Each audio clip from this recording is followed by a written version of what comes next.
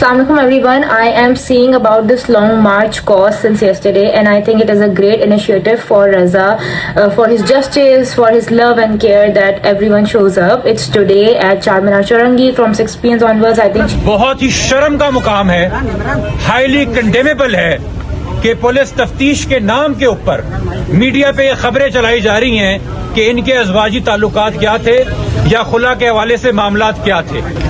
इखलाकी पस्ती और समाजी कदरों की पस्ती का जवाब हमें IG Sindh, AIG Karachi, SSP Samiullah Soomro से चाहिए कि अब। अस्सलाम वालेकुम दोस्तों, मैं हूं शाहिद हुसैन। उम्मीद करता हूं आप सब खैरियत से होंगे। मेरा यूट्यूब चैनल देख रहे हैं और ये वीडियो टिकटॉक और फेसबुक पे भी हम शेयर करते हैं।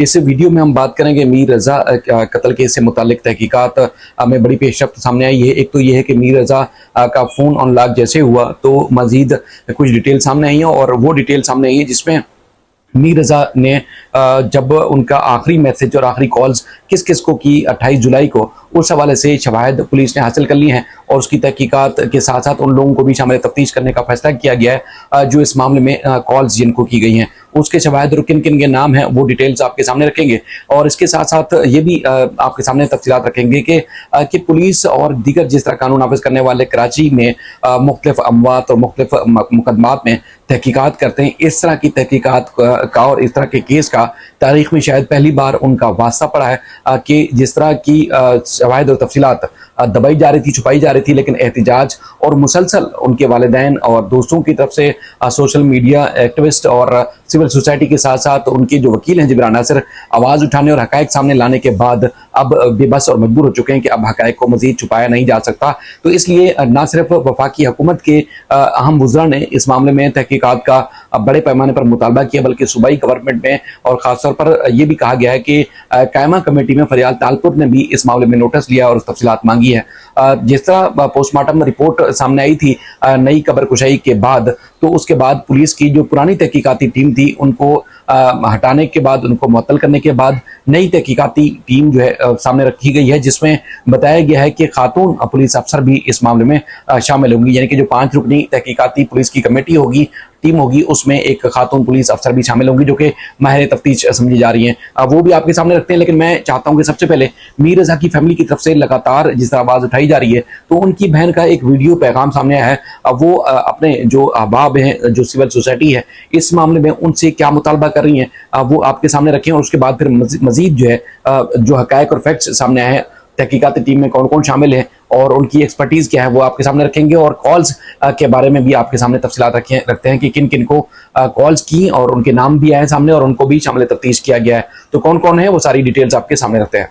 Assalamu alaikum everyone. I am seeing about this long march cause since yesterday, and I think it is a great initiative for Raza, for his justice, for his love and care that everyone shows up. It's today at Charminar Chaurangi from 6 p.m. onwards. I think 6 बजे तक सब gather up होंगे, and then we are going to start the long march from Charminar up till Tariq Road. और यही दो वो जगह हैं जो रजा की दुनिया थी, all the way Waflis and back home, especially Rahmania मस्जिद as well. सारी जो आवाज़ है और ये जो सारा प्यार है आप सबका, यही रजा के केस को एक्टिव रखा है, और इसी की वजह से हम रजा के जस्टिस तक पहुंच पाएंगे। So do show up and we have one goal, justice for Mir रजा।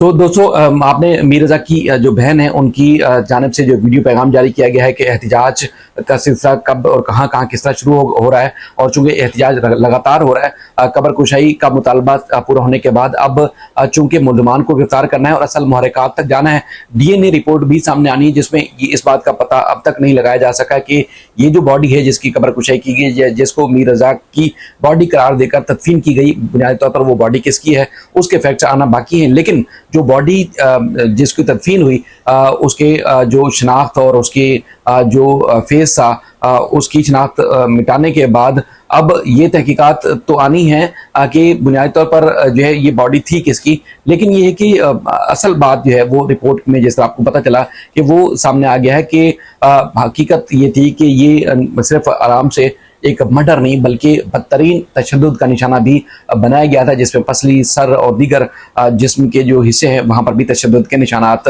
मौजूद थे और तशद्दुद पाया गया, जिसमें बॉडीज़ के हड्डियाँ टूटी हुई हैं और फ्रैक्चर भी हुआ है। अच्छा, चूँकि जो नई रिपोर्ट सामने आई है जिसमें IG सिंध की जानिब से ये एक लेटर जारी किया गया, नोटिफिकेशन जारी किया गया है, उसमें आमिर फारूकी साहब जिनका ताल्लुक कराची से है और वो PSP अफसर हैं और बड़े माहिर समझे जाते हैं, DIG क्राइम और इन्वेस्टिगेशन सिंध के तौर पर फराइज आजकल अंजाम दे रहे हैं, वो इस नई तहकीकाती कमेटी के चेयरमैन होंगे। इसके अलावा सैयद मोहम्मद अली रज़ा PSP अफसर हैं, RF से उनका ताल्लुक है, वो भी इस कमेटी में मेंबर के तौर पर शामिल हैं। मिस्टर कैस खान PSP अफसर हैं, वो भी शामिल हैं, इनका ताल्लुक कुरंगी इन्वेस्टिगेशन जो है वो ब्रांच से है।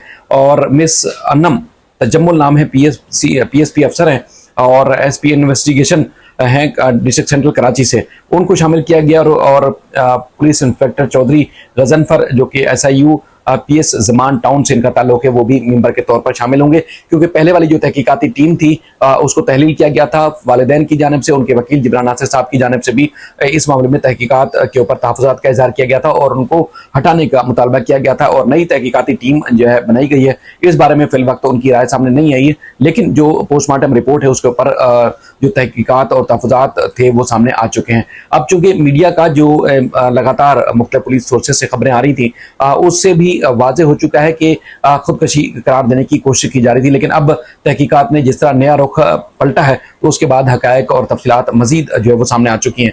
अब चूंकि हम इन्वेस्टिगेशन के बारे में जिस तरह आपको बता रहे थे कि नई तहकीकाती टीम ने बाकायदा तौर पर अपना काम शुरू कर दिया है, मोबाइल अनलॉक होने के बाद कुछ फैक्ट सामने है और बाकायदा तौर पर कल इसका इजलास होगा और शामिल तफ्तीश जिन अफराद को किया गया है उनके नाम आपके सामने रखते हैं, क्योंकि 28 जुलाई को मीर रज़ा कहाँ का गए उस मरहले में जो है वो मामला आगे बढ़ा है और किन से मिले इसकी भी तहकीकात सामने आ चुकी है।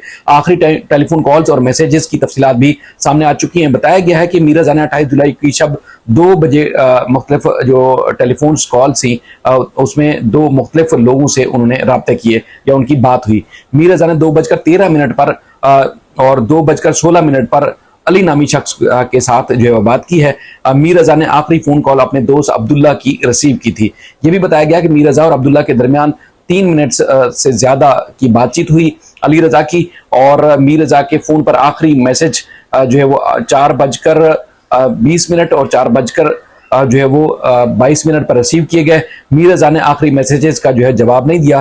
तफ्तीशी टीम ने आखिरी फोन कॉल्स पर बात करने और मैसेजेस भेजने वाले अफराद को शामिल तफ्तीश करने का फैसला किया है। ये बड़ी और अहम पेशरफ्त है। अब तक जो हम देख रहे हैं कि ना तो मुश्तबा और ना ही वो लोग जो मशकूक करार दिए गए हों इस मामले में उनको शामिल तफ्तीश नहीं किया गया था। मुख्तलिफ बताया गया कि मुख्तलिफ तरीकों से तहकीकात की ज़रूर थी, लेकिन पुलिस ने खातिर खा जो है किसी को मुलजिम या वो शख्स जिनको इस केस से जोड़ा जा सकता है उनसे अब तक तहकीकात नहीं की थी। लेकिन ये बड़ी और अहम पेशरफ्त सामने आई है जिसमें आपके सामने जो है तफसीलात आ चुकी है, नाम आ चुके हैं, जिसमें इन लोगों को अब बाकायदा तौर पर ना सिर्फ बुलाया गया है बल्कि शामिल तफ्तीश करने का भी फैसला किया गया है। इनसे पूछा जाएगा कि आगे मामला है क्या, और मजीद तहकीकात का अमल जारी है और जो फैक्ट्स और तफसीलात सामने आती रहेंगी वो आपके सामने जरूर रखते रहेंगे।